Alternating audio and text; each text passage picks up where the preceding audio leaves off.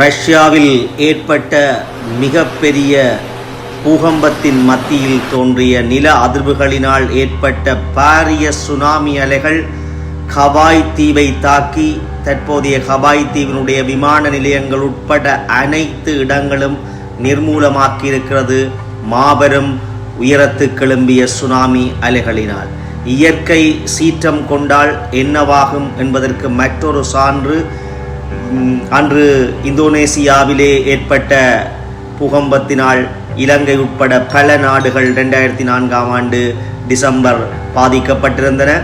அதே போல உலகத்தின் மிகப்பெரிய 6வது நிலநடுக்கமாக கருதப்படுகின்ற ஒரு பேரழிவை இந்த ரஷ்யாவில் ஏற்பட்டிருக்கிற நிலநடுக்கத்தின் மூலம் ஏற்பட்ட சுனாமி அலைகள் பல நாடுகளுக்கு சிகப்பு எச்சரிக்கை விடுக்கப்பட்டிருக்கிறது.